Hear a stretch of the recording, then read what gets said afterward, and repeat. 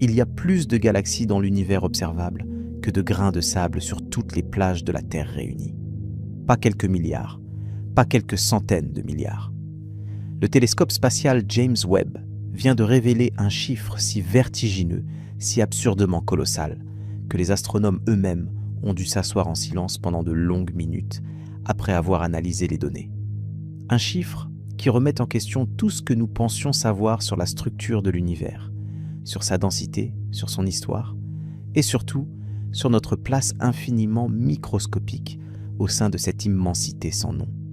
Ce soir, on va plonger ensemble dans l'un des mystères les plus profonds que l'humanité ait jamais affrontés. 3 questions vont guider notre voyage. Premièrement, combien de galaxies existent réellement dans l'univers? Et pourquoi ce nombre ne cesse de croître chaque fois que nous perfectionnons nos instruments? Deuxièmement, que se passe-t-il dans les zones les plus violentes de ces galaxies? Là où la matière est broyée, pulvérisée, réduite à néant par des forces qui dépassent toute imagination humaine. Et troisièmement, ce que tout cela signifie pour nous, pour notre existence, pour notre avenir en tant qu'espèce perdue sur un petit caillou bleu tournant autour d'une étoile parfaitement ordinaire dans une banlieue tranquille d'une galaxie parmi des milliers de milliards d'autres. Tu vas découvrir quelque chose ce soir qui risque de te garder éveillé plus longtemps que prévu. Quelque chose qui va changer la façon dont tu regardes le ciel nocturne. Quelque chose qui va te faire comprendre que la réalité est infiniment plus étrange, plus vaste et plus terrifiante que tout ce que la science-fiction a jamais osé imaginer. Si tu es fasciné par les mystères du cosmos, abonne-toi. Le voyage commence maintenant. Pendant des décennies, on nous a raconté une histoire relativement simple. L'univers contenait environ 200 milliards de galaxies. C'était le chiffre officiel, celui qu'on retrouvait dans les manuels scolaires, dans les documentaires, dans les articles de vulgarisation scientifique. 200 milliards. Un nombre déjà difficile à concevoir pour un cerveau humain qui peine à imaginer au-delà de quelques milliers d'objets simultanément. Mais c'était le consensus. Les astronomes avaient fait leurs calculs à partir des images du télescope spatial Hubble. Et ils étaient arrivés à cette estimation. 200 milliards de galaxies peuplant l'univers observable, chacune contenant elle-même des centaines de milliards d'étoiles. Chaque étoile potentiellement entourée de planètes, chaque planète étant un monde entier avec sa propre géologie, sa propre atmosphère, ses propres secrets. Ce chiffre de 200 milliards était en lui-même absolument renversant. Si tu essayais de compter ces galaxies à raison d'une par seconde, sans jamais t'arrêter, sans dormir, sans manger, sans faire la moindre pause, il te faudrait environ 6300 ans pour toutes les énumérer. 6 millénaires entiers. Plus longtemps que l'ensemble de l'histoire écrite de la civilisation humaine. Rien que pour les compter. Pas pour les étudier. Pas pour les comprendre. Juste pour pointer le doigt vers chacune d'entre elles et dire un nombre. Mais cette estimation, aussi colossale qu'elle paraissait, reposait sur une hypothèse implicite que personne ne remettait vraiment en question. On supposait que ce que Hubble pouvait voir représentait un échantillon fidèle de l'ensemble de l'univers observable. On prenait les images les plus profondes jamais réalisées, ces fameux clichés du champ ultra profond de Hubble, et on comptait les galaxies visibles dans ce minuscule carré de ciel. Ensuite, on multipliait par la surface totale de la voûte céleste. C'était une méthode raisonnable, logique, mathématiquement solide, et pourtant fondamentalement incomplète. En 2016, une équipe dirigée par Christopher Counselis, professeur d'astrophysique à l'université de Nottingham en Angleterre, a publié une étude qui a secoué la communauté astronomique comme un tremblement de terre intellectuel. En utilisant des modèles mathématiques sophistiqués pour estimer le nombre de galaxies trop petites, trop lointaines ou trop faibles pour être détectées par Hubble, Counselis et ses collègues sont arrivés à une conclusion stupéfiante. L'univers observable ne contenait pas 200 milliards de galaxies. Il en contenait au minimum 2000 milliards. 10 fois plus que ce que l'on pensait. 2000 milliards. 2 suivi de 12 de 0. Cette révision a provoqué un véritable séisme dans la communauté scientifique. Cela signifiait que 90% des galaxies de l'univers observable étaient invisibles pour nos meilleurs instruments. nous ne voyons qu'un dixième de ce qui existait réellement. Comme si tu observais l'océan depuis un navire et que tu ne percevais que la surface, ignorant totalement les profondeurs abyssales qui s'étendaient sur des kilomètres sous ta coque. L'univers que nous pensions connaître n'était qu'une mince pellicule de lumière à la surface d'un gouffre incommensurable. Et pourtant, même cette révision radicale allait se révéler insuffisante. Car en décembre 2021, quelque chose d'extraordinaire s'est produit. Depuis le centre spatial guyanais de Kourou, en Guyane française, une fusée Ariane 5 s'est élevée dans le ciel tropical, en emportant dans sa coiffe le télescope le plus ambitieux, le plus coûteux et le plus puissant jamais construit par l'humanité. Le James Webb Space Telescope. 10 milliards de dollars de technologie de pointe. 25 ans de développement. Un miroir primaire de 6,5 mètres de diamètre composé de 18 segments hexagonaux recouverts d'or pur.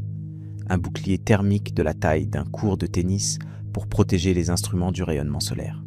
Et surtout, une capacité d'observation dans l'infrarouge qui allait permettre de voir ce que Hubble n'avait jamais pu percevoir. Le James Webb n'a pas été envoyé en orbite terrestre comme Hubble. Non, il a pas été placé au point de Lagrange 2, un endroit situé à 1,5 million de kilomètres de la Terre, dans la direction opposée au Soleil. À cette distance, le télescope reste en permanence dans l'ombre de notre planète, protégé de la chaleur solaire, ses instruments refroidis à moins 233 degrés Celsius, une température à peine quelques dizaines de degrés au-dessus du zéro absolu. Dans ces conditions extrêmes de froid, les capteurs infrarouges du Webb atteignent une sensibilité qui défie l'imagination. Ce télescope pourrait détecter la chaleur d'un bourdon volant sur la Lune. Il pourrait percevoir la lumière d'une bougie placée à 40 000 km de distance. Sa puissance d'observation est tout simplement incomparable avec tout ce que l'humanité a jamais construit. Et dès ses premières images, le James Webb a commencé à raconter une histoire très différente de celle que nous connaissions. Les premières images profondes du Webb ont été publiées en juillet 2022. L'une d'entre elles, connue sous le nom de premier champ profond du Webb, montrait une région du ciel pas plus grande qu'un grain de sable tenu à bout de bras. Un minuscule fragment de la voûte céleste. Et dans ce fragment microscopique, le télescope a révélé des milliers de galaxies. Des milliers. Des spirales majestueuses, aux bras enroulés de poussière et d'étoiles. Des elliptiques massives, rougeâtres, gorgées de vieilles étoiles. Des irrégulières, déformées par les forces gravitationnelles de leurs voisines. Des galaxies si lointaines que leur lumière avait voyagé pendant plus de 13 milliards d'années avant d'atteindre le miroir du Webb. Des galaxies qui existaient quand l'univers lui-même n'avait que quelques centaines de millions d'années. Des galaxies qui n'auraient pas dû exister, car c'est là que l'histoire officielle a commencé à se fissurer. Les modèles cosmologiques standards prédisaient que dans l'univers primitif, les premières galaxies seraient petites, chaotiques, peu lumineuses, des amas modestes de gaz et d'étoiles naissantes, encore en train de s'assembler par fusion gravitationnelle. Le Webb allait confirmer cette vision. C'est ce que tout le monde attendait, la confirmation élégante d'une théorie bien établie. Ce n'est pas du tout ce qui s'est passé. Le James Webb a trouvé des galaxies massives, brillantes, structurées, organisées, à des époques si reculées que leur existence contredisait directement les prédictions. Des galaxies contenant des centaines de milliards d'étoiles existèrent déjà 300 millions d'années après le Big Bang. 300 millions d'années. Cela peut sembler long à l'échelle humaine, mais à l'échelle cosmique, c'est un battement de cils. L'univers a 13,8 milliards d'années. 300 millions d'années après sa naissance, il était encore un bébé. Et pourtant, des galaxies d'une maturité stupéfiante étaient déjà là, pleinement formées, comme si quelqu'un avait appuyé sur un bouton d'avance rapide cosmique. L'une de ces galaxies a reçu le nom technique de Glass Z13. Sa lumière a mis plus de 13,4 milliards d'années à nous parvenir, ce qui signifie que nous la voyons telle qu'elle était environ 350 millions d'années après le Big Bang. Et cette galaxie n'est pas un amas diffus de quelques étoiles perdues, non. C'est une structure compacte mais résolue, avec une masse stellaire estimée à 1 milliard de masses solaires. 1 milliard de soleils déjà assemblés, déjà brillants, à une époque où, selon nos modèles, l'univers commençait à peine à former ses premières étoiles individuelles. D'autres découvertes similaires se sont enchaînées à un rythme effréné. La galaxie Jades GSZ 14-0, détectée en 2024, a battu tous les records de distance. Sa lumière provient d'une époque située environ 290 millions d'années après le Big Bang. Et là encore, cette galaxie est bien plus grande, bien plus brillante et bien plus massive que ce que les modèles prédisaient. Les astronomes ont utilisé le terme de crise cosmologique pour décrire la situation. Pas une simple surprise, pas une petite anomalie, une crise. Parce que soit nos modèles de formation des galaxies sont fondamentalement erronés, soit quelque chose d'inconnu a accéléré la formation des structures cosmiques dans l'univers primitif. Et le plus troublant dans tout cela, c'est la question du nombre. Si le web trouve autant de galaxies massives dans l'univers primitif, dans de minuscules parcelles du ciel, combien y en a-t-il au total dans l'ensemble de l'univers observable? Les premières estimations révisées basées sur les données du web suggèrent que le nombre réel pourrait être de l'ordre de plusieurs milliers de milliards. Certaines analyses préliminaires avancent même des chiffres encore plus élevés, potentiellement au-delà de 10 000 milliards de galaxies. Le chiffre exact fait encore l'objet de débats intenses au sein de la communauté astronomique, mais une chose est certaine. L'ancien consensus de 200 milliards est mort, définitivement enterré. Et le nouveau chiffre, quel qu'il soit précisément, est absolument terrifiant par ses implications. Car chaque galaxie est un univers en miniature. Chaque galaxie contient en moyenne 100 milliards d'étoiles. Si l'univers observable contient ne serait-ce que 2000 milliards de galaxies, cela signifie qu'il existe environ 200 000 milliards d'étoiles. Écrit en notation scientifique, c'est 2 fois 10 puissance 23, un nombre comparable au nombre de molécules d'eau dans 10 gouttes d'eau. Et autour de chacune de ces étoiles, statistiquement, orbite au moins une planète, ce qui signifie qu'il y a probablement plus de planètes dans l'univers observable que de molécules dans ton corps. Pense à ça un instant. Laisse cette idée se déposer lentement dans ton esprit. Chaque point de lumière que tu vois dans le ciel nocturne n'est qu'une étoile parmi les quelques milliers visibles à l'œil nu dans notre propre galaxie. Et notre galaxie n'est qu'une parmi des milliers de milliards. Et chacune de ces milliers de milliards de galaxies est elle-même un archipel de centaines de milliards d'étoiles. La vertigineuse immensité de ces chiffres dépasse notre capacité neurologique de compréhension. Notre cerveau n'a tout simplement pas évolué pour appréhender de telles grandeurs. Nous sommes des créatures conçues pour compter les fruits dans un arbre et les prédateurs dans une savane. Pas pour concevoir des espaces contenant des milliards de soleils. Et ce n'est que l'univers observable, la partie de l'univers dont la lumière a eu le temps de nous atteindre depuis le Big Bang. Un globe d'environ 93 milliards d'années-lumière de diamètre, centré sur nous. Non pas parce que nous sommes au centre de quoi que ce soit, mais simplement parce que c'est le rayon maximal que la lumière a pu parcourir depuis la naissance de l'univers. Au-delà de cette frontière invisible, il y a presque certainement encore plus d'univers, encore plus de galaxies, encore plus d'étoiles. Mais leur lumière ne nous a pas encore atteints. Et à cause de l'expansion accélérée de l'univers, la lumière de certaines de ces régions ne nous atteindra peut-être jamais. Elles sont condamnées à rester à jamais hors de notre portée, invisibles, inconnaissables, perdues dans un au-delà cosmique dont nous ne pourrons jamais confirmer l'existence directement. Pendant des siècles, l'humanité a cru vivre dans un cosmos petit et confortable, un univers de cristal avec la Terre en son centre. Puis Copernic nous a déplacés du centre. Galilée a montré que Jupiter avait ses propres lunes. Hubble a prouvé que les nébuleuses spirales étaient en réalité des galaxies extérieures à la nôtre. Et maintenant, le James Webb nous montre que même nos estimations les plus audacieuses du nombre de galaxies étaient ridiculement conservatrices. Chaque avancée technologique nous a rendus plus petits. Chaque nouveau télescope a élargi le gouffre entre ce que nous sommes et ce qui existe autour de nous. On nous a enseigné que le Soleil était une étoile ordinaire. Et c'est vrai. Mais cette vérité est tellement plus profonde qu'on ne le réalise généralement. Le Soleil n'est pas seulement une étoile ordinaire dans notre galaxie, il est une étoile ordinaire dans une galaxie ordinaire, dans un amas de galaxies ordinaires, dans un superamas ordinaire, dans un filament cosmique ordinaire du réseau de la grande structure de l'univers. À chaque échelle, nous sommes banals. À chaque niveau de zoom, nous sommes quelconques. Et le nombre effroyable de galaxies révélées par le web ne fait que souligner cette banalité avec une précision mathématique impitoyable. Mais la réalité est bien plus sombre que cette simple question de nombre. Car ces milliers de milliards de galaxies ne sont pas des jardins paisibles flottant sereinement dans le vide. Ce sont des champs de bataille cosmiques, des théâtres de violences inimaginables, des fournaises nucléaires où la matière est créée et détruite dans des cycles de brutalité qui durent des milliards d'années.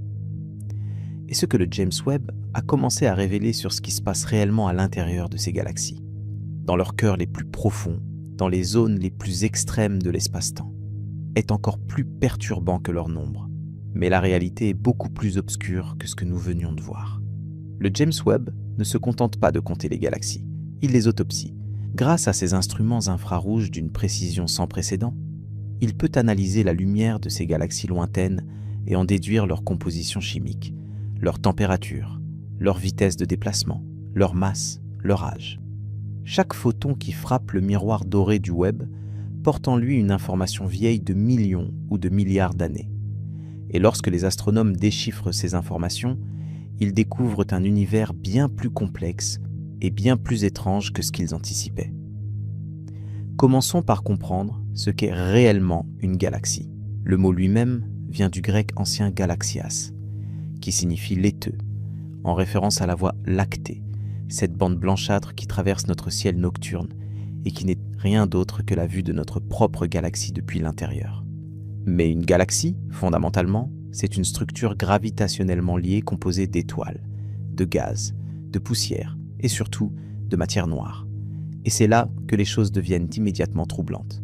Car la matière visible, celle que nous pouvons détecter directement avec nos instruments, ne représente qu'environ 15% de la masse totale d'une galaxie typique. Les 85% restants sont constitués de matière noire, une substance dont nous ne connaissons pas la nature. Nous ne savons pas de quoi elle est faite. Nous ne pouvons pas la voir. Nous ne pouvons pas la toucher. Nous ne pouvons pas la détecter directement avec aucun instrument existant. La seule raison pour laquelle nous savons qu'elle existe, c'est que sans elle, les galaxies ne pourraient tout simplement pas tenir ensemble. Les étoiles à la périphérie des galaxies tournent beaucoup trop vite par rapport à la masse visible. Sans une énorme quantité de masse invisible exerçant une attraction gravitationnelle supplémentaire, ces étoiles seraient éjectées dans l'espace intergalactique comme des cailloux lancés par une fronde. La matière noire est l'échafaudage invisible sur lequel sont construites toutes les galaxies de l'univers. Et nous ne savons pas ce que c'est. Le James Webb apporte un éclairage nouveau sur cette énigme, bien que nous soyons encore loin d'une solution. En observant les galaxies les plus anciennes de l'univers, le Webb permet de tracer l'évolution de la matière noire au fil du temps cosmique. Les observations montrent que les halos de matière noire, ces cocons invisibles dans lesquels les galaxies sont nichées, se sont formés en premier, bien avant les étoiles, bien avant les planètes. La matière noire a été le premier architecte de l'univers. Elle a créé les puits gravitationnels dans lesquels la matière ordinaire, le gaz d'hydrogène et d'hélium produit lors du Big Bang, est venue s'accumuler, se comprimer, se chauffer, jusqu'à atteindre les températures et les pressions nécessaires pour déclencher la fusion nucléaire et allumer les premières étoiles. Chaque galaxie que le Webb observe est donc un iceberg cosmique. La partie visible, les étoiles scintillantes, les nébuleuses colorées, les bras spiraux majestueux, tout cela n'est que la pointe émergée. La vraie masse, la structure fondamentale, est invisible, cachée. Et cette invisibilité est profondément déstabilisante pour notre compréhension de l'univers. Car si nous ne pouvons identifier que 15% de la matière d'une galaxie, comment pouvons-nous prétendre comprendre véritablement ce qu'est une galaxie ? Mais laissons la matière noire de côté pour un moment et concentrons-nous sur ce que nous pouvons voir. Et ce que le Webb voit dans les galaxies lointaines est absolument fascinant. Les galaxies ne sont pas des objets statiques. Elles sont vivantes, elles naissent, elles grandissent, elles fusionnent, elle meurt. L'une des découvertes les plus spectaculaires du web concerne la formation stellaire dans l'univers primitif. Les premières images profondes ont révélé que le taux de formation d'étoiles dans les galaxies jeunes était beaucoup plus élevé que ce que les modèles prédisaient. Certaines galaxies observées par le web produisent des étoiles à un rythme frénétique, des centaines voire des milliers de masses solaires par an. Pour mettre cela en perspective, notre galaxie, la Voie lactée, forme actuellement environ 1 à 3 masses de solaires de nouvelles étoiles par an. Certaines de ces galaxies primitives étaient des milliers de fois plus productives. Ce phénomène porte un nom. On l'appelle starburst, une explosion de formation stellaire. Et il se produit lorsque les conditions sont réunies pour une compression massive du gaz interstellaire. Dans l'univers primitif, ces conditions étaient fréquentes. Les galaxies étaient plus rapprochées les unes des autres. Les collisions et les interactions gravitationnelles étaient plus fréquentes. Les réservoirs de gaz vierge, encore jamais transformés en étoiles, étaient abondants. Tout conspirait pour créer un âge d'or cosmique de la formation stellaire. Une époque où l'univers brûlait littéralement de créativité, forgeant des soleils par milliards dans des tempêtes gravitationnelles d'une ampleur inimaginable. Le web a pu observer directement les signatures spectrales de cette activité frénétique. L'hydrogène ionisé brille dans certaines longueurs d'onde caractéristiques. L'oxygène, le carbone, l'azote, produits dans les fournaises nucléaires des étoiles massives et dispersées dans le milieu interstellaire par les vents stellaires et les explosions de supernovas, laissent chacun leur empreinte unique dans le spectre lumineux. En décomposant la lumière de chaque galaxie, comme un prisme décompose la lumière blanche en arc-en-ciel, les spectrographes du web peuvent déterminer quels éléments chimiques sont présents, en quelle quantité et à quelle température. C'est de l'archéologie cosmique à une échelle stupéfiante. Chaque spectre est un livre d'histoire racontant les naissances, les vies et les morts des étoiles qui ont peuplé cette galaxie il y a des milliards d'années. Et les histoires racontées par ces spectres sont souvent surprenantes. Certaines galaxies observées très tôt dans l'histoire de l'univers montrent déjà des abondances d'éléments lourds, ce que les astronomes appellent des métaux dans leur jargon particulier, qui ne devraient pas être possibles si tôt. En astrophysique, tout élément plus lourd que l'hydrogène et l'hélium est considéré comme un métal. Le carbone est un métal, l'oxygène est un métal, le fer, l'or, l'uranium, tout cela est classé comme métaux. Et ces éléments ne sont pas produits dans le Big Bang.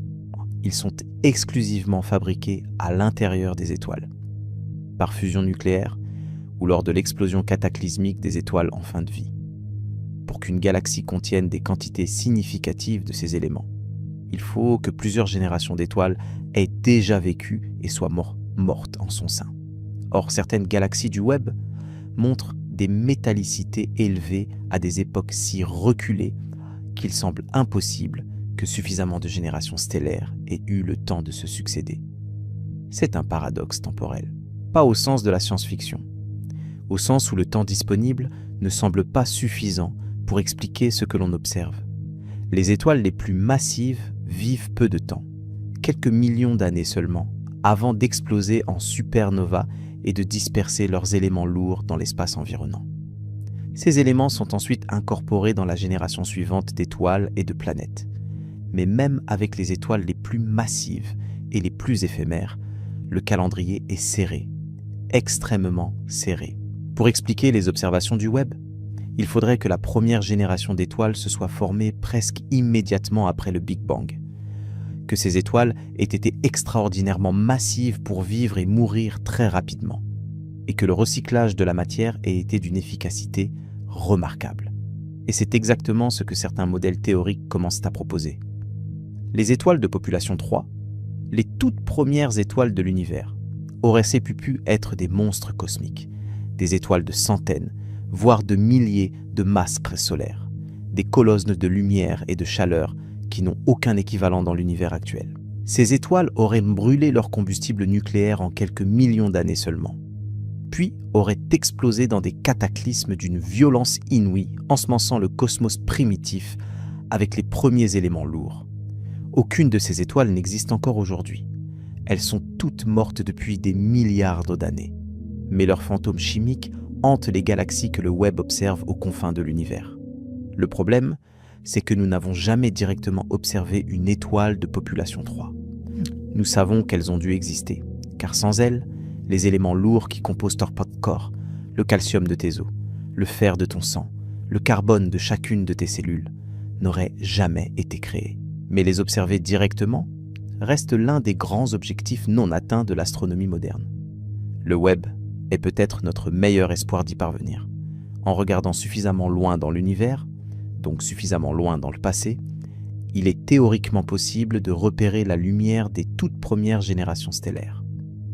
Certaines équipes de recherche pensent pas avoir identifié des candidates dans les données du web, mais les confirmations définitives restent en attente. Revenons maintenant à la question du nombre. Pourquoi le web trouve-t-il tellement plus de galaxies que Hubble ?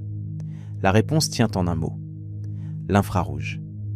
La lumière des galaxies les plus lointaines subit un phénomène appelé décalage vers le rouge, ou redshift en anglais. Ce phénomène est une conséquence directe de l'expansion de l'univers. Imagine que tu émettes un faisceau de lumière bleue. Cette lumière voyage à travers l'espace. Mais pendant qu'elle voyage, l'espace lui-même s'étire. Il s'expanse, et en s'étirant, il étire également la longueur d'onde de la lumière qu'il traverse. La lumière bleue devient verte, puis jaune, puis orange, puis rouge, puis infrarouge. Et si la source est suffisamment lointaine, la lumière peut être étirée jusque dans les longueurs d'onde de l'infrarouge moyen, totalement invisible pour l'œil humain et pour les instruments de Hubble, qui travaillaient principalement dans le visible et le proche infrarouge. Le James Webb, lui, a été spécifiquement conçu pour observer dans l'infrarouge moyen. C'est sa spécialité. Son instrument MIRI, pour Mid-Infrared Instrument, peut détecter des longueurs d'onde allant jusqu'à 28 micromètres, bien au-delà de tout ce que Hubble pouvait percevoir. Et c'est dans ces longueurs d'onde que se cachent les galaxies les plus anciennes et les plus lointaines, celles dont la lumière a été si étirée par l'expansion cosmique qu'elle est devenue invisible pour tout autre instrument. Hubble était aveugle à ces galaxies, pas par défaut de conception, simplement parce que la physique de la lumière et de l'expansion de l'univers plaçait ces objets en dehors de sa fenêtre d'observation. Le Webb a ouvert cette fenêtre en grand, et ce qu'il a pu trouver derrière a stupéfié tout le monde. Mais il y a une autre raison pour laquelle le Webb détecte plus de galaxies. Sa résolution angulaire dans l'infrarouge est incomparablement supérieure à celle de Hubble. Là où Hubble voyait une tache floue unique, le Webb peut résoudre cette tache en plusieurs galaxies distinctes. Ce qui semblait être une seule galaxie massive se révèle parfois être un groupe de galaxies plus petites, proches les unes des autres mais distinctes. Le nombre augmente non seulement parce que le Webb voit plus loin, mais aussi parce qu'il voit plus finement. Chaque amélioration de résolution révèle de nouvelles structures, de nouveaux objets, de nouvelles galaxies qui étaient auparavant noyées dans le bruit ou confondues avec leurs voisines. Et puis, il y a l'effet de lentille gravitationnelle. Ce phénomène, prédit par Albert Einstein dans sa théorie de la relativité générale, se produit lorsqu'un objet massif, comme un amas de galaxies, se trouve entre nous et une source lumineuse plus lointaine. La masse de l'amas courbe l'espace-temps autour de lui, et cette courbure dévie les rayons lumineux provenant de la source lointaine. L'amas agit comme une gigantesque lentille cosmique, amplifiant et déformant la lumière des galaxies situées derrière lui.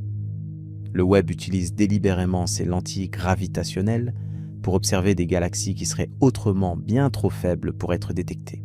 En pointant ses instruments vers des amas de galaxies massifs bien connus, il peut voir à travers ces loupes naturelles et apercevoir des galaxies situées aux confins les plus extrêmes de l'univers observable. Des galaxies dont la lumière a été amplifiée par un facteur de 10, de 100, parfois même de 1000.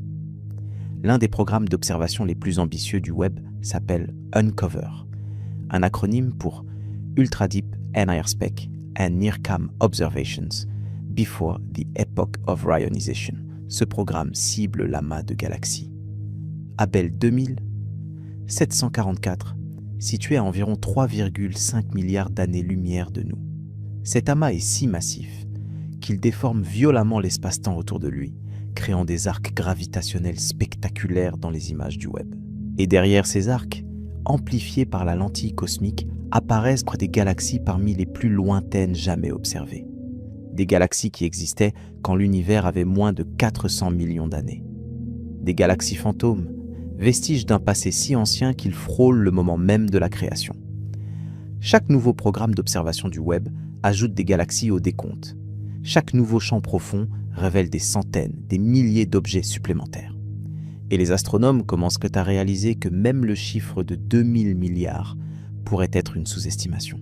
Les analyses les plus récentes, publiées en 2023 et 2024, suggèrent que l'univers observable pourrait contenir entre 3000 et 10 000 milliards de galaxies, selon les critères utilisés pour définir ce qui constitue une galaxie. Car aux échelles les plus petites, la frontière entre une galaxie naine et un simple amas d'étoiles devient floue. Où s'arrête un grand amas globulaire et où commence une galaxie naine ultra compacte? La réponse dépend de la définition choisie.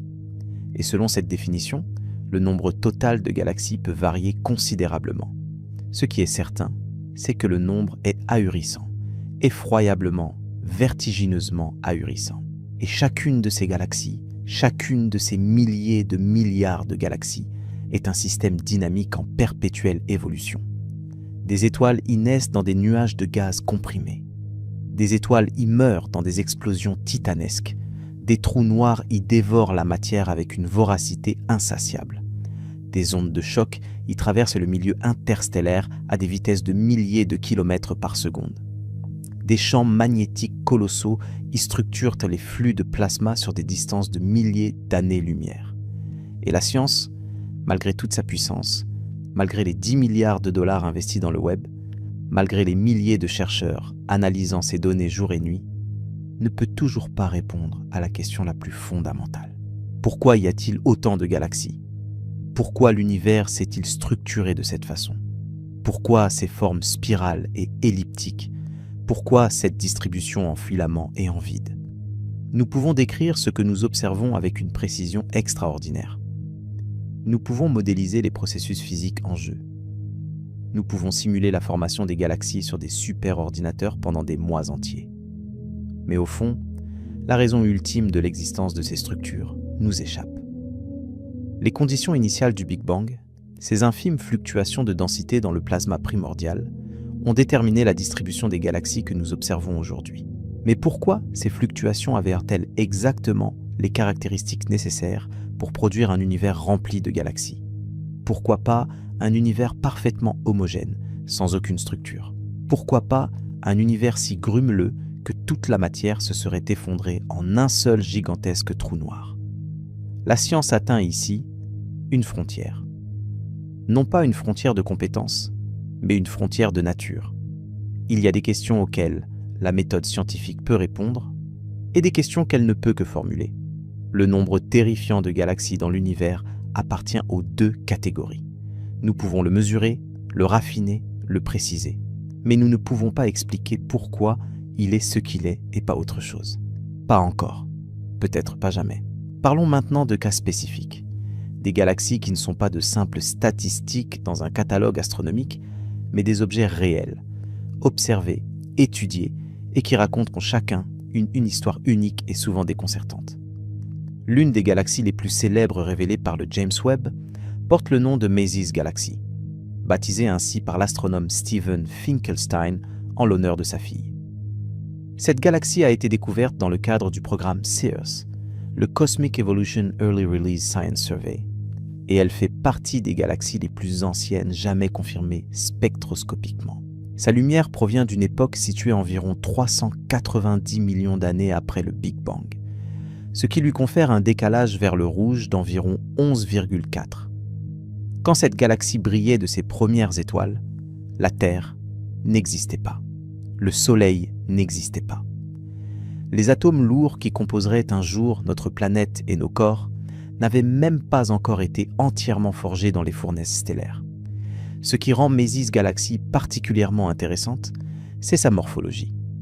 Elle n'est pas du tout ce que l'on attendrait d'une galaxie aussi primitive.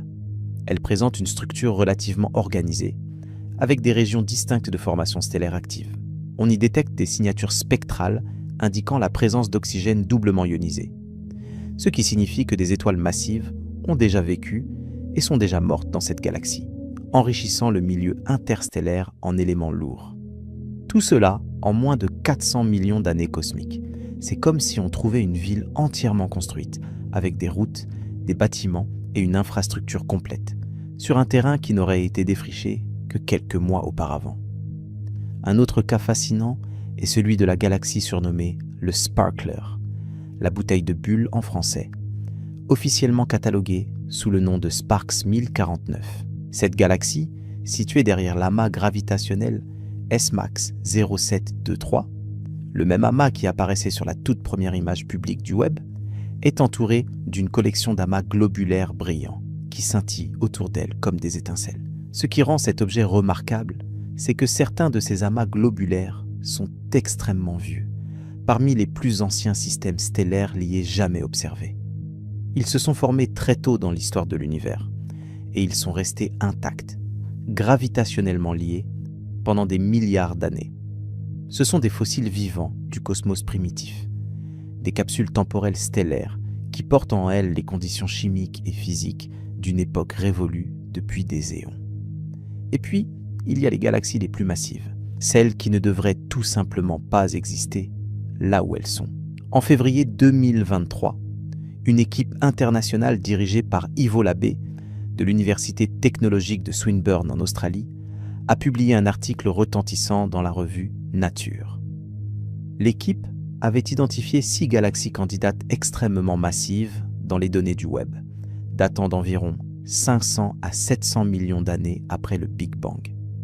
Ces galaxies contenaient des masses stellaires comparables à celles de la Voie lactée, environ 100 milliards de masses solaires, mais elles existaient à une époque où l'univers avait moins de 5% de son âge actuel.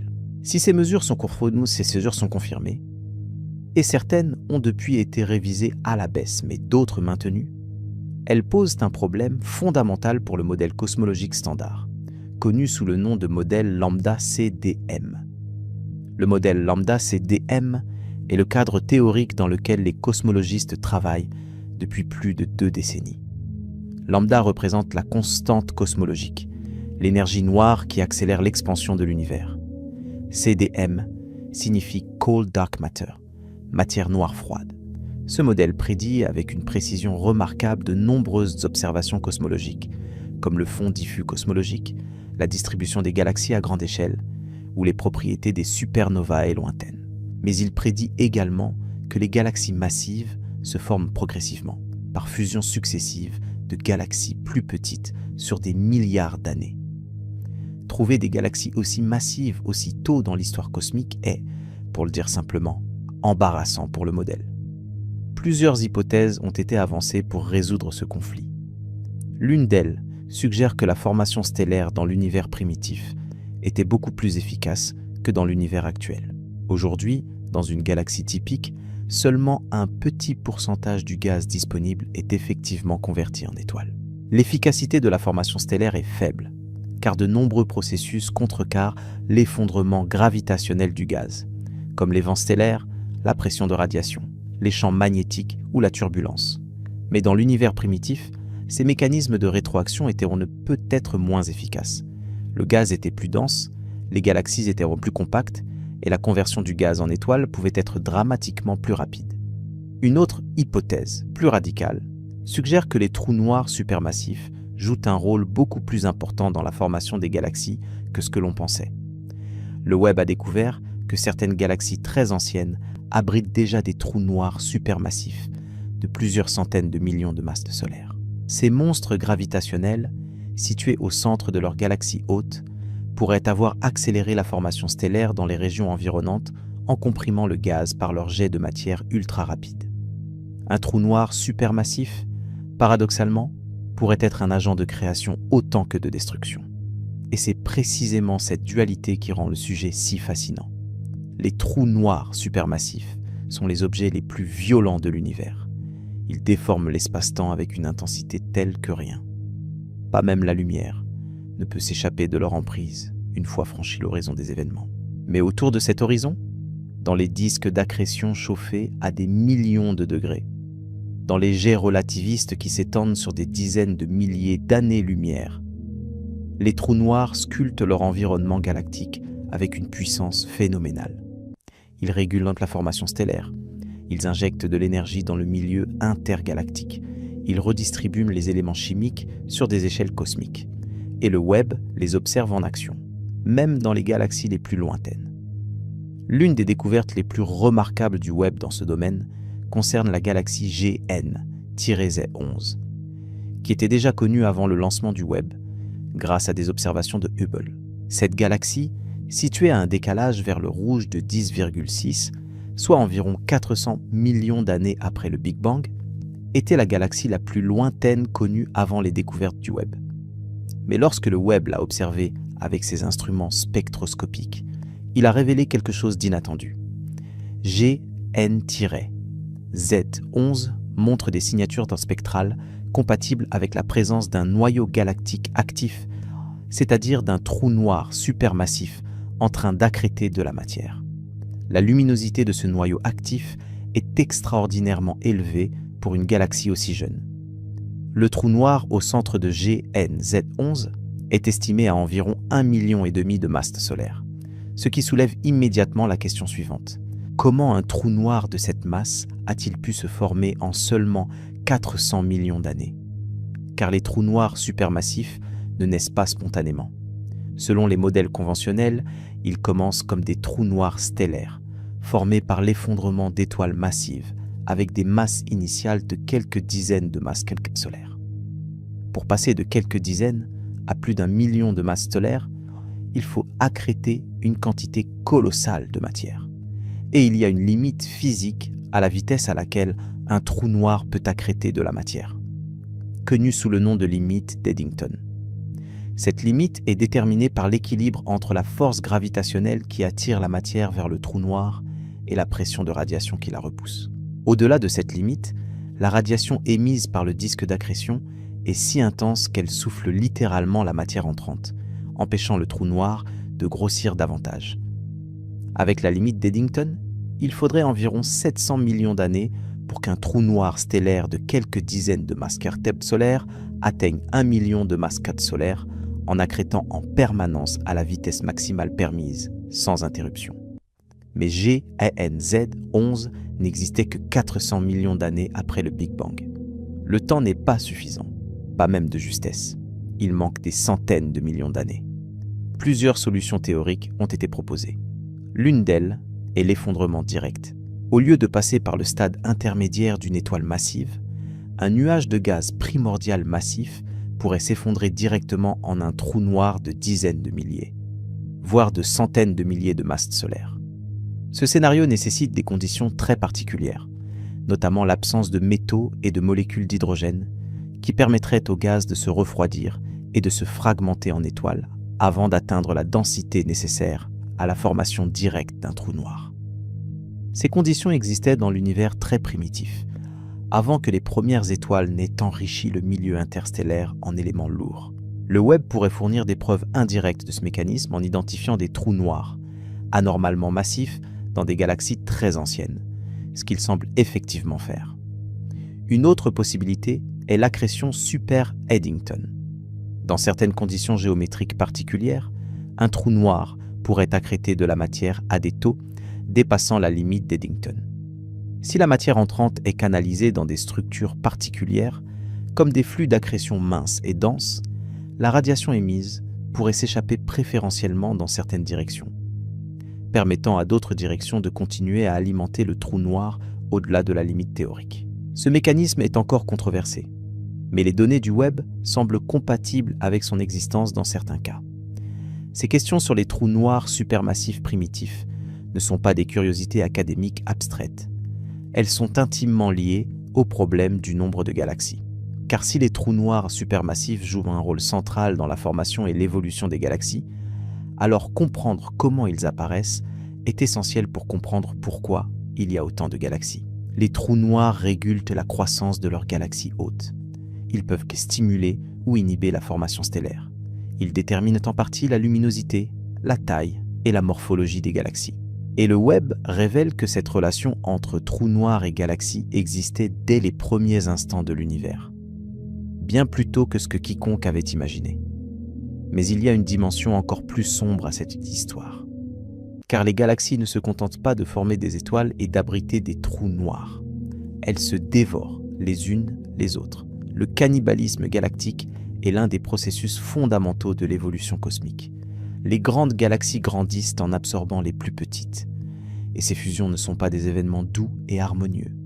Ce sont des cataclysmes gravitationnels qui s'étendent sur des centaines de millions d'années, impliquant des transferts d'énergie qui dépassent tout ce qu'un esprit humain peut concevoir. Le Webb a observé de nombreuses galaxies en cours de fusion dans l'univers lointain. Ces systèmes en interaction présentent des morphologies torturées, des bras de marée étirés sur des centaines de milliers d'années-lumière, des ponts de matière reliant deux galaxies en train de se rapprocher inexorablement l'une de l'autre. Et au cœur de ces fusions, des tempêtes de formation stellaire éclatent, alimentées par le gaz comprimé par les forces de marée gravitationnelles. C'est dans ces collisions que naissent les étoiles les plus massives, les plus brillantes et les plus éphémères de l'univers. Et cette violence n'est pas un phénomène du passé lointain. Notre propre galaxie, la Voie lactée, est actuellement en train de dévorer plusieurs galaxies naines. La galaxie naine du Sagittaire, découverte en 1994, est en cours de dissolution par les forces de marée de notre galaxie. Ces étoiles sont arrachées une par une et incorporées dans le halo de la Voie lactée. Et dans environ 4,5 milliards d'années, notre galaxie fusionnera avec sa grande voisine, la galaxie d'Andromède. Cette collision, qui a déjà commencé en un sens puisque les halos de matière noire des deux galaxies sont probablement déjà en contact, transformera les deux grandes spirales en une galaxie elliptique géante que certains astronomes ont déjà surnommée Milkomeda. La transition vers la violence cosmique se fait naturellement, car chaque galaxie que le Webb compte, chaque point lumineux dans ces images profondes, est un système en perpétuelle agitation. Des forces colossales y sont à l'œuvre, des énergies inconcevables y sont libérées. Et ce qui se passe à l'intérieur de ces galaxies, dans les régions les plus extrêmes, les plus chaudes, les plus denses, dépasse de très loin les phénomènes les plus violents que nous puissions expérimenter sur Terre. La violence dans l'univers ne connaît pas de limite. Elle opère à des échelles et avec des intensités qui réduisent les catastrophes terrestres les plus dévastatrices à l'insignifiance la plus totale. Et le James Webb, en nous montrant des milliers de milliards de galaxies, nous montre en réalité des milliers de milliards de théâtres où cette violence se déploie sans relâche, depuis des milliards d'années. Commençons par les supernovae. Une supernova est la mort explosive d'une étoile massive. Quand une étoile d'au moins 8 masses solaires épuise son combustible nucléaire, son cœur s'effondre sur lui-même en une fraction de seconde. Les couches externes, privées du soutien de la pression de radiation, tombent vers le centre à des vitesses atteignant 70 000 km par seconde. Elles rebondissent sur le noyau ultra compact et sont projetées dans l'espace dans une explosion dont l'énergie est presque inconcevable. En quelques secondes, une supernova libère plus d'énergie que le Soleil n'en produira pendant toute sa vie de 10 milliards d'années. Pendant quelques semaines, une seule étoile mourante peut briller plus intensément que l'ensemble des centaines de milliards d'étoiles de sa galaxie haute réunie.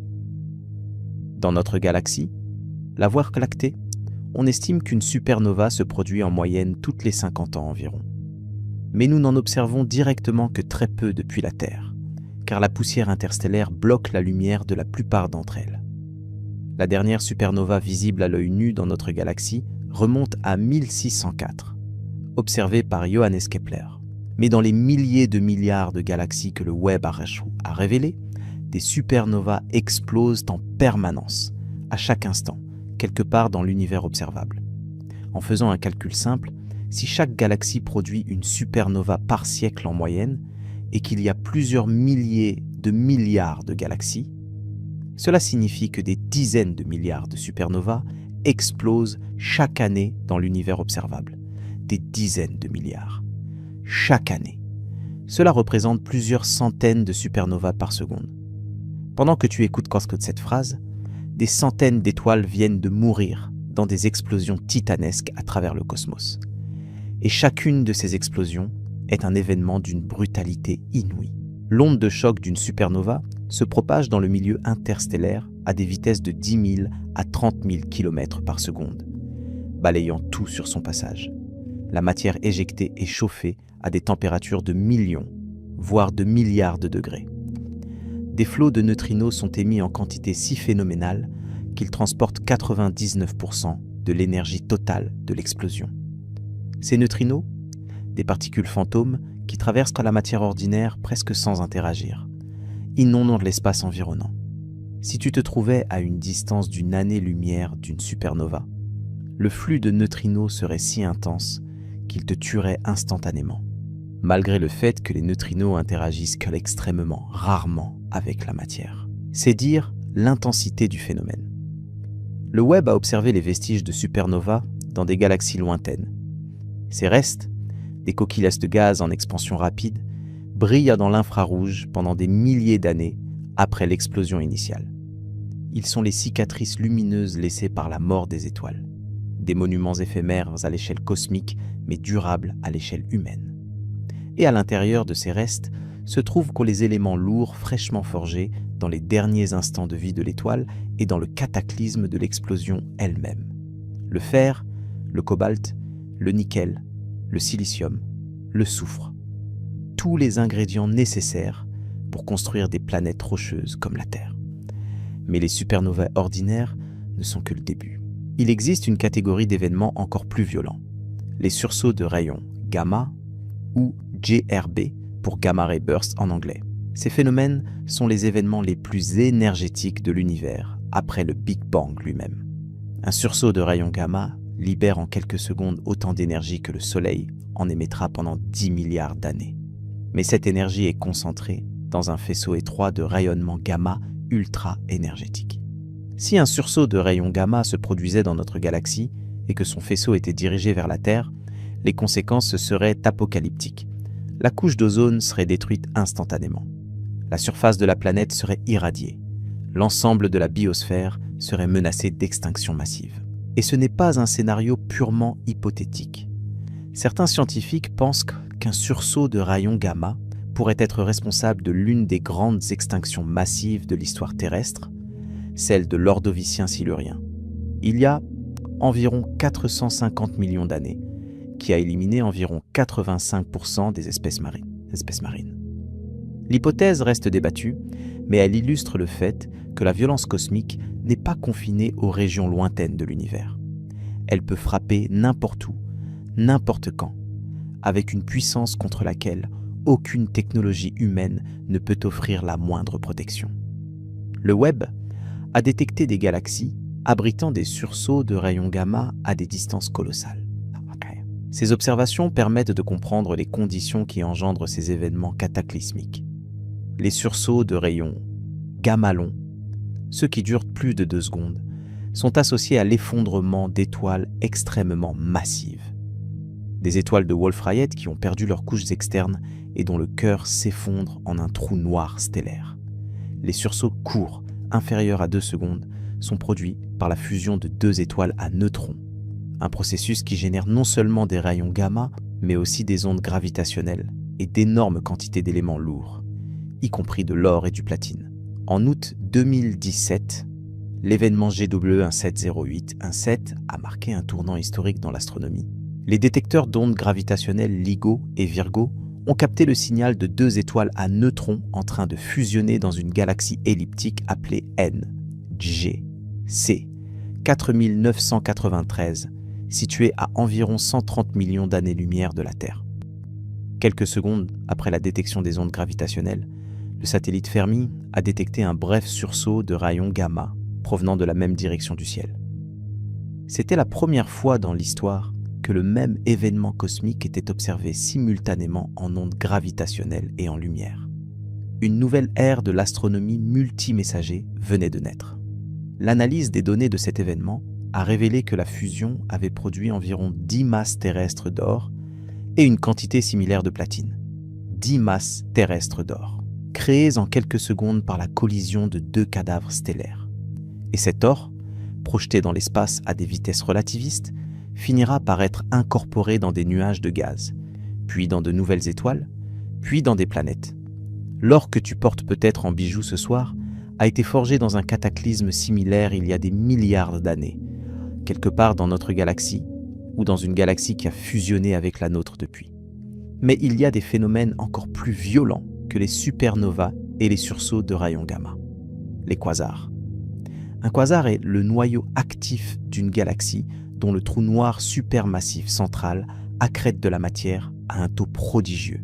La matière, en spiralant vers le trou noir, est chauffée à des températures de millions de degrés dans un disque d'accrétion turbulent.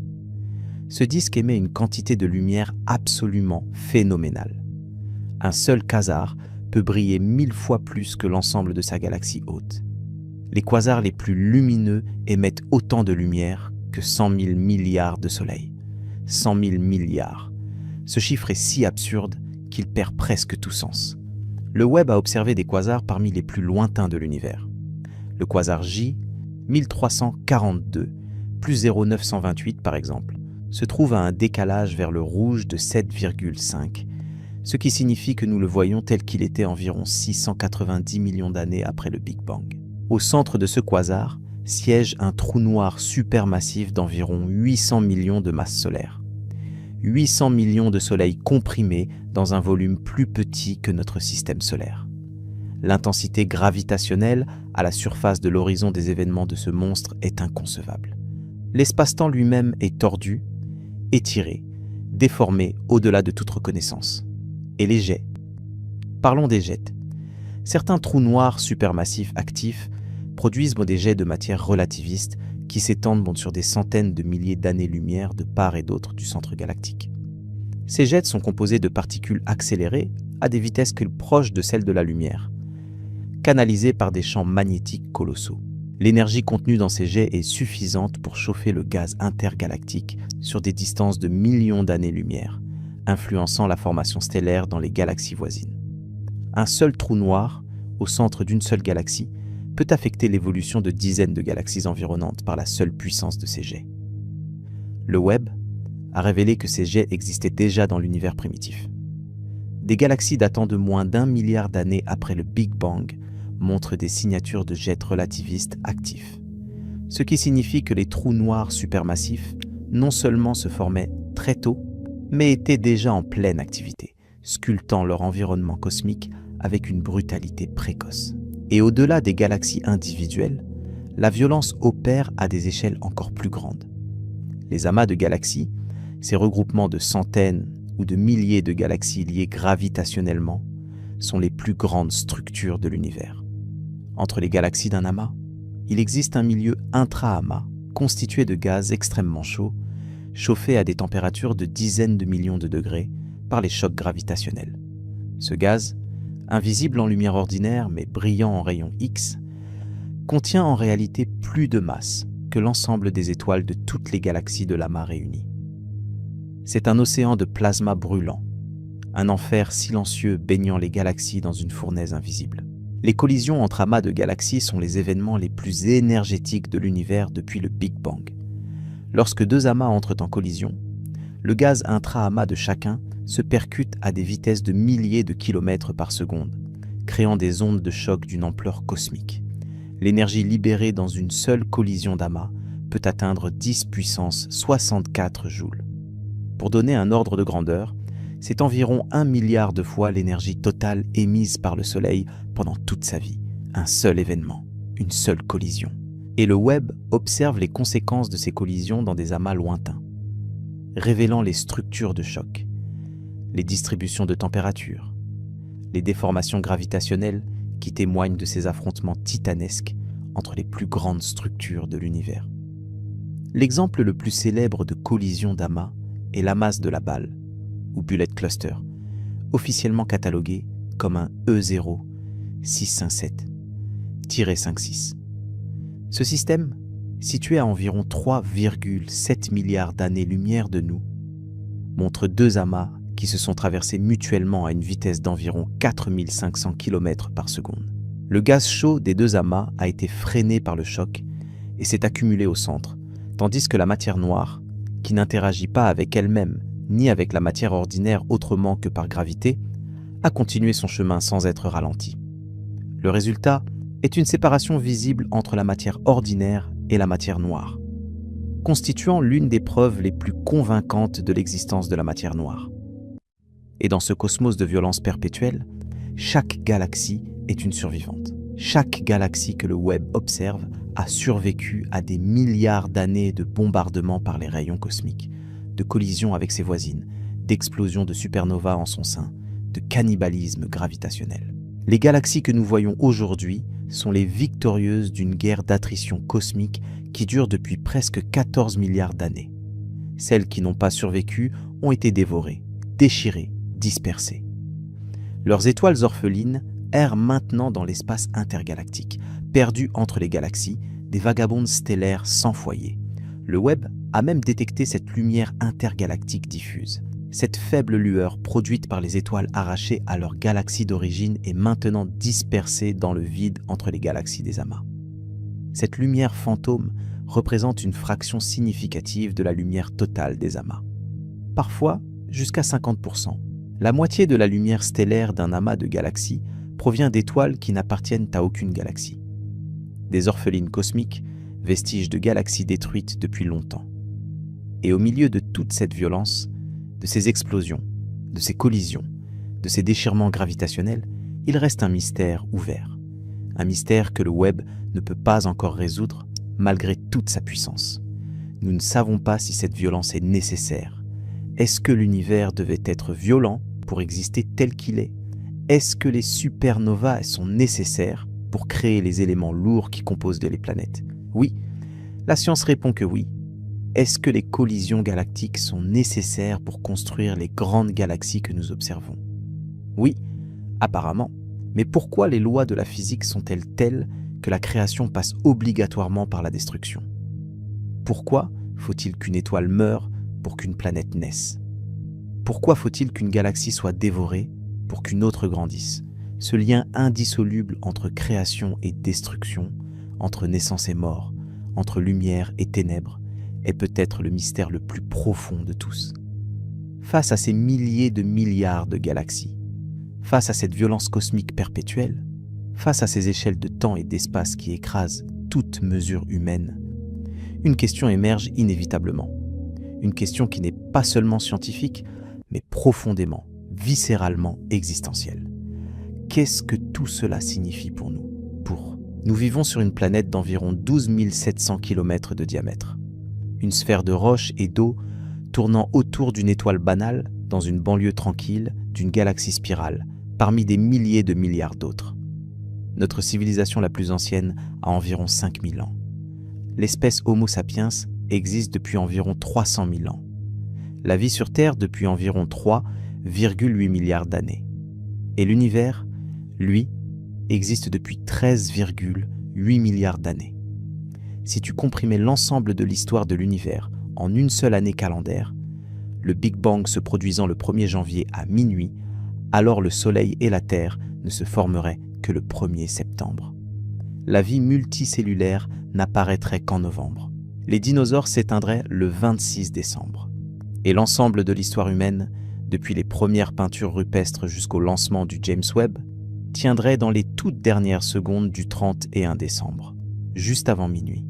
Nous sommes des nouveau-nés cosmiques, des nourrissons égarés dans un univers vieux, vaste et indifférent. Et la révélation du nombre effroyable de galaxies par le Webb ne fait que souligner cette réalité avec une brutalité sans précédent. Car si l'univers contient des milliers de milliards de galaxies, chacune avec des centaines de milliards d'étoiles, chacune potentiellement entourée de planètes, alors les possibilités d'autres formes de vie, d'autres intelligences, d'autres civilisations sont statistiquement écrasantes. Et pourtant, nous n'avons trouvé personne. C'est le paradoxe de Fermi, formulé pour la première fois en 1950 par le physicien italo-américain Enrico Fermi, lors d'un déjeuner informel au laboratoire national de Los Alamos. La question est simple dans sa formulation mais vertigineuse dans ses implications. Si l'univers est si vaste, si ancien, si rempli de galaxies et d'étoiles et de planètes, alors où sont les autres? Où sont les civilisations extraterrestres? Pourquoi n'avons-nous détecté aucun signal, aucune transmission, aucune structure artificielle, aucun artefact, aucune preuve de l'existence d'une intelligence autre que la nôtre? Le Webb aggrave ce paradoxe de manière spectaculaire. Avant le Webb, On pouvait encore argumenter que le nombre de galaxies avait peut-être été surestimé, que les conditions nécessaires à l'apparition de la vie étaient peut-être extraordinairement rares, que le volume habitable de l'univers était peut-être plus petit qu'on ne le pensait. Mais le web a montré exactement le contraire. Il y a plus de galaxies que prévu. Elles sont plus anciennes que prévu. Elles contiennent des éléments chimiques complexes plus tôt que prévu. Les conditions potentiellement favorables à la vie existent depuis plus longtemps et dans plus d'endroits que ce que nos modèles antérieurs suggéraient. Si la vie est un processus naturel qui émerge lorsque les conditions sont réunies, alors elle aurait dû émerger des milliards de fois, dans des milliards de galaxies, sur des milliards de planètes, pendant des milliards d'années. Et pourtant, le silence. Ce silence cosmique a généré des dizaines d'hypothèses explicatives, allant des plus optimistes aux plus terrifiantes. Examinons quelques-unes des plus significatives, à la lumière de ce que le web nous a appris. La première hypothèse est celle de la Terre rare. Proposée par Peter Ward et Donald Brownlee dans leur livre publié en 2000, cette hypothèse soutient que les conditions nécessaires à l'émergence de la vie complexe sont extraordinairement spécifiques et rares. Pas seulement une planète dans la zone habitable de son étoile, mais une planète avec un gros satellite naturel pour stabiliser son axe de rotation, avec un champ magnétique assez puissant pour protéger sa surface du vent stellaire, avec une tectonique des plaques actives pour recycler le carbone atmosphérique, avec une étoile suffisamment stable pour ne pas stériliser la surface par ses éruptions, avec des planètes géantes gazeuses dans le système pour détourner les astéroïdes dangereux, avec une position dans la galaxie suffisamment éloignée du centre pour éviter les radiations intenses, mais suffisamment proche pour avoir une métallicité adéquate. Chacune de ces conditions réduit la probabilité, et en les multipliant toutes ensemble, on pourrait arriver à un nombre de planètes véritablement habitables extrêmement faible, même dans un univers contenant des milliers de milliards de galaxies. Mais cette hypothèse repose sur une forme subtile d'anthropocentrisme. Nous supposons que la vie complexe nécessite des conditions similaires à celles de la Terre. Mais la vie pourrait prendre des formes que nous n'imaginons même pas. Des biochimies basées sur le silicium au lieu du carbone. Des organismes vivant dans les océans souterrains de lunes glacées. Des formes de vie dans les atmosphères de géantes gazeuses. Nous ne pouvons pas réduire les possibilités à ce que nous connaissons alors que nous ne connaissons qu'un seul exemple de vie dans tout l'univers. La deuxième hypothèse est celle du grand filtre.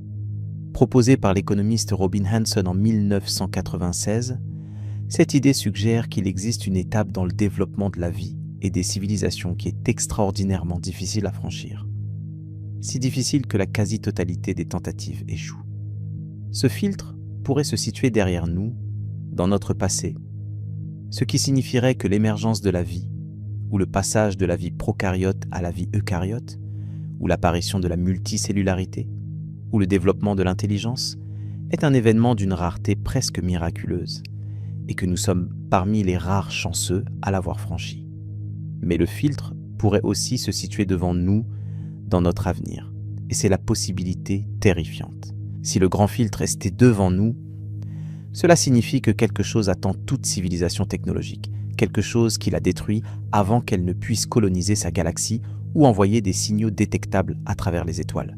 Guerre nucléaire, catastrophe écologique, intelligence artificielle hostile, effondrement social, pandémie inarrêtable, ou peut-être quelque chose que nous ne pouvons même pas imaginer, quelque chose d'inscrit dans la nature même de la technologie ou de la civilisation. Le fait que le web montre un univers si ancien, si vaste, si rempli de galaxies, et pourtant apparemment dépourvu de toute signature de civilisation avancée, pèse lourdement en faveur de l'existence d'un grand filtre quelque part. La question est simplement de savoir où il se trouve. La troisième hypothèse est celle de la forêt sombre, popularisée par l'écrivain chinois Liu Cixin dans sa trilogie du problème à 3 corps. Selon cette hypothèse, l'univers est peuplé de civilisations, mais elles se taisent délibérément. Parce que dans un univers aux ressources finies, toute civilisation qui révèle sa position s'expose à être détruite par une civilisation plus avancée qui la percevrait comme une menace potentielle. L'univers serait une forêt sombre où des chasseurs silencieux se déplacent dans l'obscurité, et où le premier qui fait du bruit est le premier à mourir.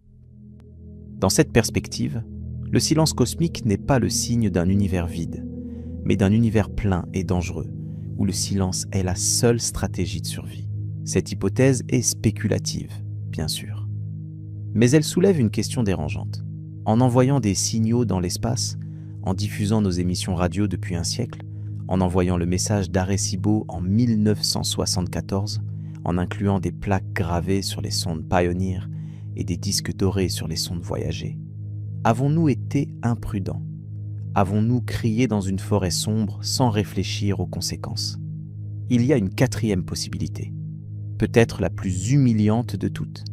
Peut-être que nous ne sommes tout simplement pas intéressants. Pour une civilisation capable de manipuler l'énergie d'une étoile, ou de voyager entre les galaxies, une espèce de primate à peine capable de quitter leur propre planète ne présente aucun intérêt. Nous serions l'équivalent cosmique de fourmis au bord d'une autoroute.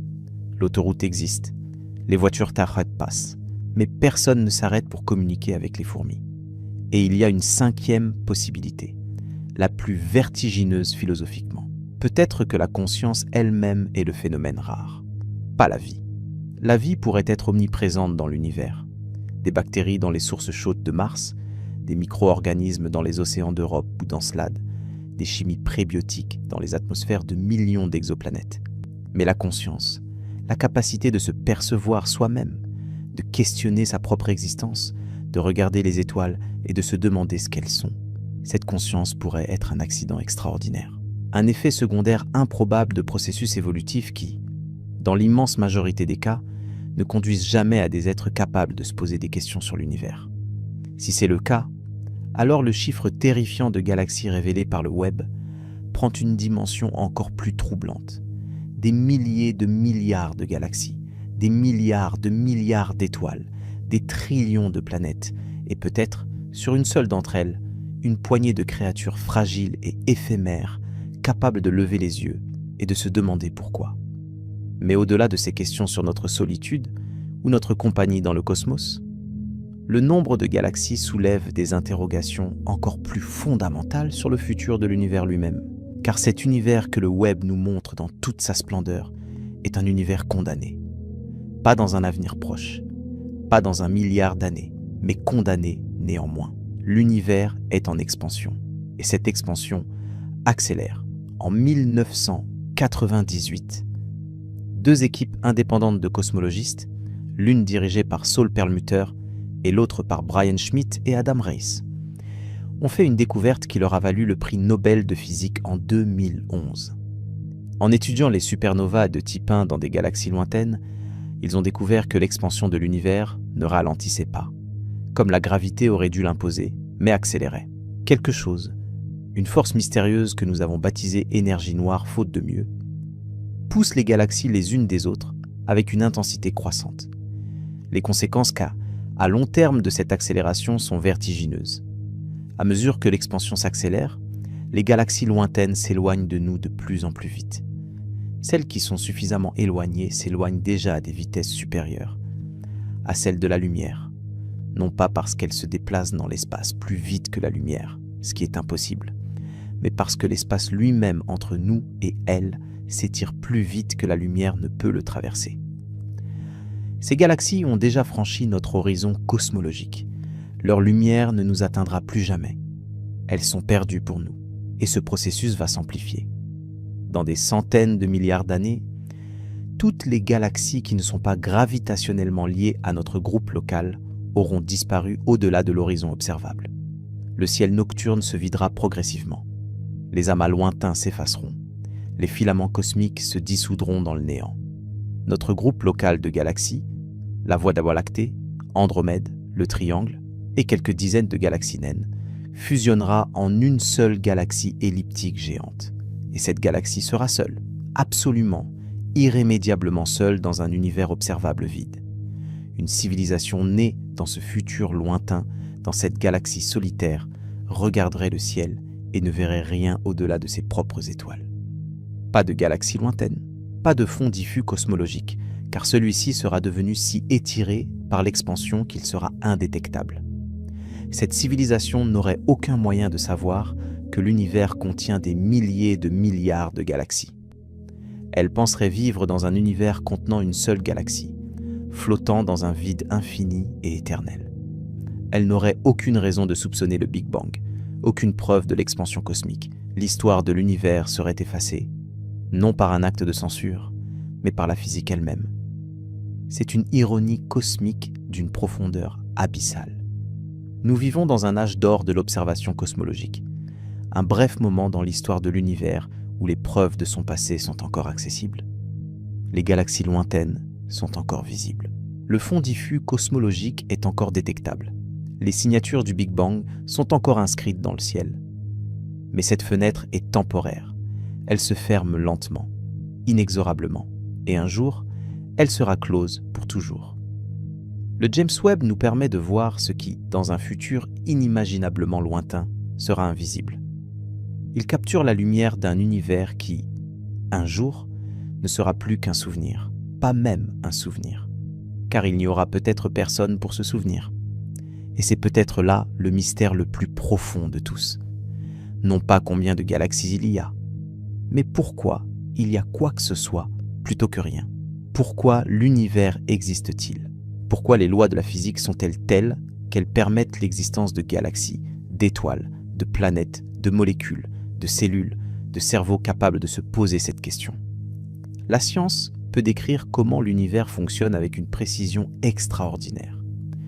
Mais elle ne peut pas répondre à la question de pourquoi il existe. Cette question reste ouverte, béante, vertigineuse. Et c'est dans ce vertige que le chiffre terrifiant de galaxies prend toute sa signification. Pas comme un nombre, pas comme une statistique, mais comme une fenêtre sur l'incompréhensible, comme un rappel que nous sommes des créatures finies essayant de comprendre un univers infini. Et que cette tentative, aussi vouée à l'incomplétude soit-elle, est peut-être la chose la plus noble et la plus émouvante que nous puissions faire. Alors, voilà où nous en sommes.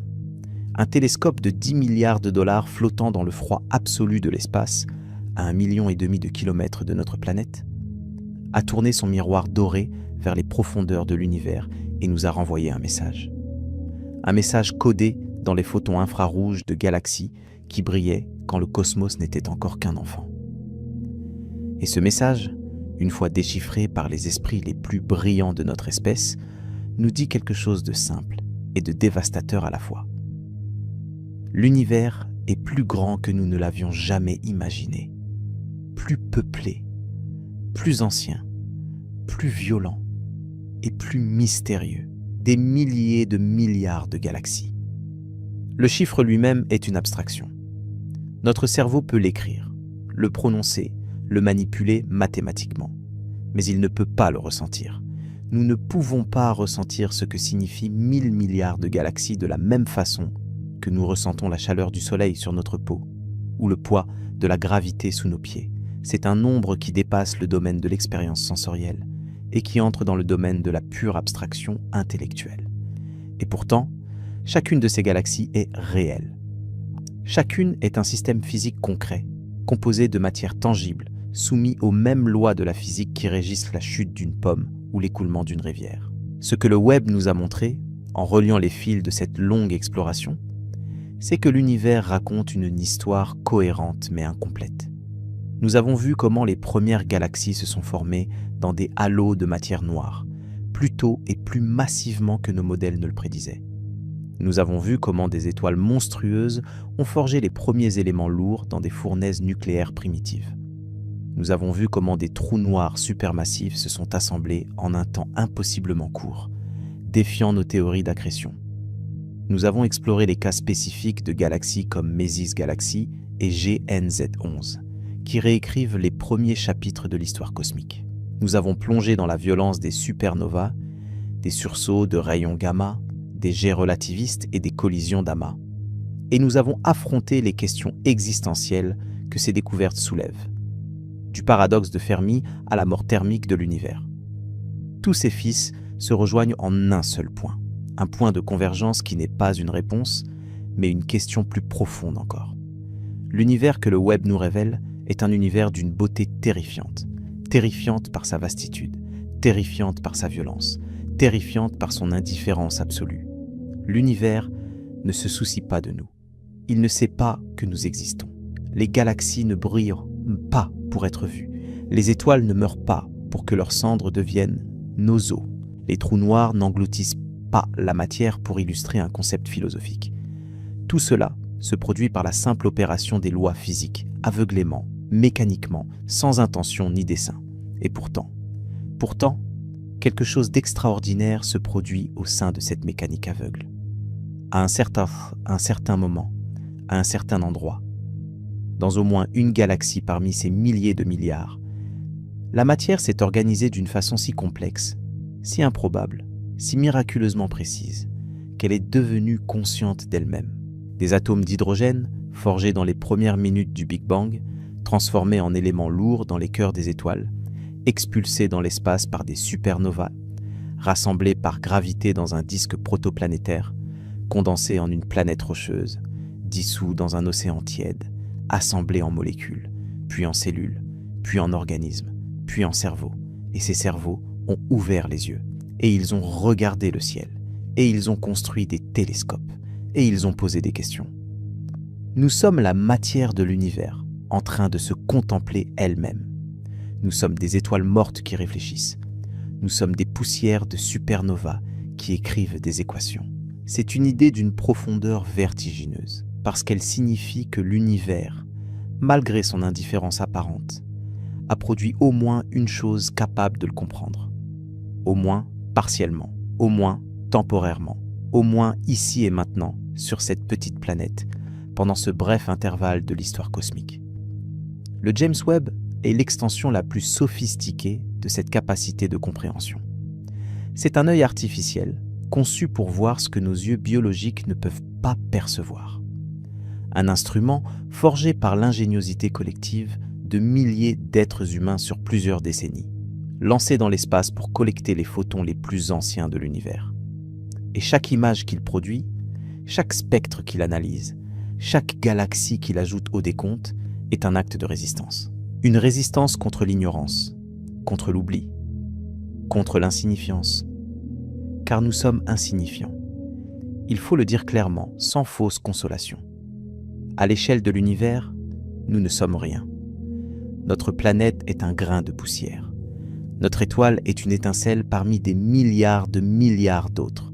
Notre galaxie est une spirale banale parmi des milliers de milliards de spirales, d'elliptiques et d'irrégulières. Notre civilisation existe depuis un battement de cils cosmique. Et elle disparaîtra probablement dans un autre battement de cils, à l'échelle du temps universel.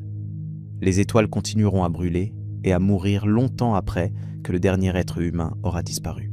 Les galaxies continueront à fusionner et à évoluer pendant des milliards d'années après que notre espèce ne sera plus qu'un souvenir fossile sur une planète morte tournant autour d'une naine blanche éteinte. Et pourtant, cette insignifiance elle-même est extraordinaire, parce qu'elle est consciente. Un rocher flottant dans l'espace est insignifiant, mais il ne le sait pas. Un nuage de gaz dans une nébuleuse est vaste et beau, mais il ne peut pas apprécier sa propre beauté. Un trou noir est d'une puissance phénoménale, mais il ne comprend pas ce qu'il est. Nous, si. Nous sommes la seule partie de l'univers, pour autant que nous le sachions, qui peut prendre du recul et dire voilà ce qui existe. Voilà comment c'est fait. Voilà à quel point c'est vaste. Et voilà à quel point nous sommes petits. Il y a quelque chose d'infiniment poignant dans cette situation. Une espèce qui a évolué pour cueillir des fruits et éviter les prédateurs se retrouve capable de construire des instruments qui captent la lumière des premières galaxies de l'univers. Des cerveaux conçus par la sélection naturelle pour résoudre des problèmes de survie immédiate se retrouvent capables de comprendre la relativité générale, la mécanique quantique et la nucléosynthèse stellaire. Nous dépassons notre propre conception. Nous transcendons les limites que la biologie nous a imposées. Et le web est peut-être l'expression la plus pure de cette transcendance. Mais que faire de tout cela ? Que faire du fait que nous vivons dans un univers de milliers de milliards de galaxies ? Que faire du fait que nous sommes seuls, pour autant que nous le sachions ? Que faire du fait que la violence cosmique est la norme et la paix l'exception ? Que faire du fait que l'univers est condamné à une mort thermique lente, inexorable, irréversible ? Peut-être que la réponse est simplement de regarder avec attention, avec émerveillement, avec humilité, de regarder les images du web et de se laisser submerger par l'immensité, de sentir le vertige, de ne pas chercher à le contrôler, de simplement être là, conscient, vivant, dans ce minuscule moment de l'éternité cosmique où les galaxies sont encore visibles, où la lumière du Big Bang est encore détectable, où les questions peuvent encore être posées. Car un jour, comme nous l'avons vu, tout cela disparaîtra. Les galaxies lointaines s'évanouiront au-delà de l'horizon observable. Le fond diffus cosmologique deviendra indétectable. L'histoire de l'univers sera effacée par sa propre expansion. Et si aucune civilisation ne survit assez longtemps pour transmettre ce savoir, alors tout ce que le web a découvert, tout ce que nous avons compris, tout ce que nous avons ressenti en contemplant ces images sera perdu. Définitivement. Irrévocablement. Comme des larmes dans la pluie. Il y a dans cette pensée une tristesse cosmique, mais aussi, paradoxalement, une forme de liberté. Si tout est temporaire, si rien ne dure éternellement, alors chaque moment de conscience est précieux précisément parce qu'il est éphémère. Chaque observation du web est un trésor parce qu'elle ne sera pas toujours possible. Chaque question que nous posons à l'univers est un acte de courage parce que nous savons que nous n'aurons peut-être jamais toutes les réponses. Le nombre terrifiant de galaxies n'est pas, en fin de compte, un motif de désespoir. C'est un motif d'émerveillement. Et l'émerveillement est peut-être la réponse la plus appropriée que nous puissions offrir à un univers qui ne nous a jamais demandé d'exister, mais qui nous a donné, malgré tout, la capacité de le contempler. Ce soir, quand tu fermeras les yeux, pense à cela. Pense au fait que chaque atome de ton corps a été forgé dans une étoile morte, que l'oxygène que tu respires a été créé dans le cœur d'une géante rouge il y a des milliards d'années, que le fer dans ton sang est né dans l'explosion d'une supernova quelque part dans notre galaxie.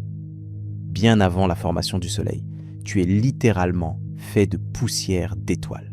Ce n'est pas une métaphore, c'est de la physique nucléaire.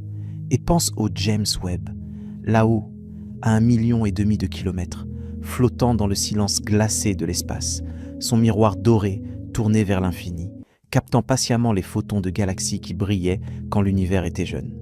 Chaque nuit, il observe. Chaque nuit, il collecte. Chaque nuit, il ajoute une pièce au puzzle le plus vaste jamais entrepris par l'humanité. Et chaque pièce qu'il ajoute nous rend simultanément plus savants et plus humbles. Des milliers de milliards de galaxies, chacune un monde en soi, chacune une histoire, chacune un mystère. Et nous, ici, sur notre petit caillou bleu, en train de les regarder, les yeux écarquillés, le souffle court, essayant de comprendre. Peut-être que c'est suffisant.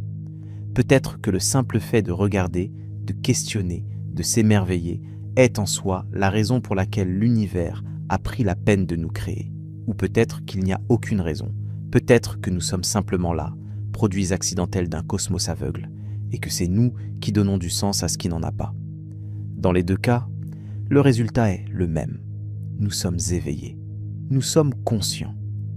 Et pendant le bref instant cosmique où nous existons, nous avons le privilège extraordinaire de regarder l'univers et de dire « je vois, je comprends ». Au moins un peu. Au moins pour l'instant. Ferme les yeux maintenant. Laisse les chiffres s'estomper. Laisse les noms de galaxies se fondre dans le silence. Ne garde que le vertige. Ce vertige doux et immense qui naît lorsqu'on réalise à quel point tout est grand et à quel point nous sommes petits. Ce vertige est le commencement de la sagesse. Il est le premier pas vers une compréhension qui ne sera peut-être jamais complète, mais qui vaut la peine d'être poursuivie, nuit après nuit, étoile après étoile, galaxie après galaxie. Le cosmos est vaste, le silence est profond, et quelque part, dans ce silence, le James Webb continue de regarder. Bonne nuit.